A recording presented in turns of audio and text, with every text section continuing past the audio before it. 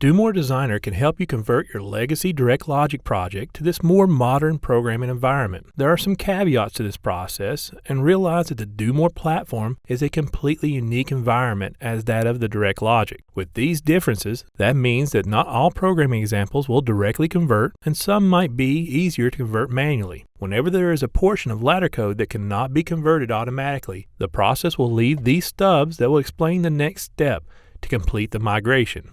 Let's run through a few common samples that will show how to handle migrating various portions of the ladder code.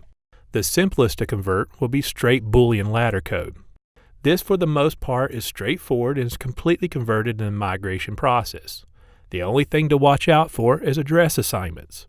Here we have a latching motor start-stop circuit in DirectLOGIC. To start the process of migration, you'll need to export the DirectLOGIC project to a monic text file. This is done by having the project open and then selecting File, Export, then Program. Give your migration a name and then select Save. Here you'll be prompted with these settings to save this file. On the Do-More side of this migration, have your Do-More Designer software open and then select File, Import, then Migrate DirectSoft project. As we step through this process, the migration wizard will guide you through selecting or creating the file to import.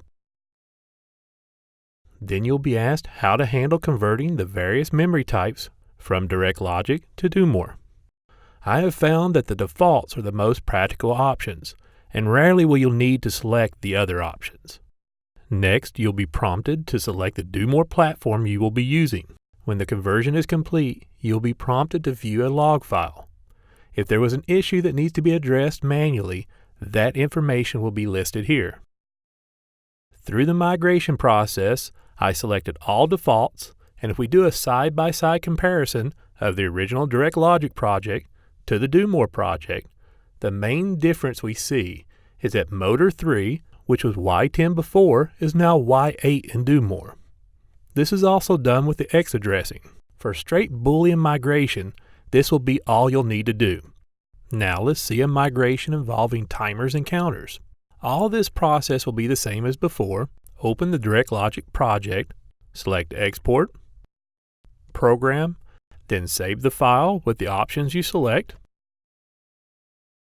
In Do-More, select File, Import, and then Migrate DirectSoft project. After prompted, navigate to the text file created from the DirectLOGIC export.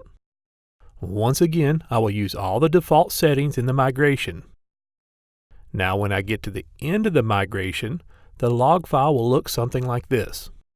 This is just informing that the address for the preset in the DirectLOGIC project was in tenths of seconds and now must be recalculated for milliseconds. Also, it suggests it would be best to use a D word for the preset in Do-More.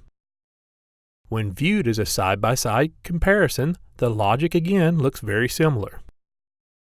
For the last migration, I want to highlight analog setup. With the legacy DirectLOGIC PLCs, the analog inputs and outputs had to be set up from ladder code. With Do-More, they are automatically set up. So select to create your export in DirectLOGIC. In Do-More, select File, Import, and then Migrate DirectLOGIC project. Go through the same process as before. Now when you complete, you will see that there are no anomalies in the migration log file. But when you look at your ladder code, you will see these stubs.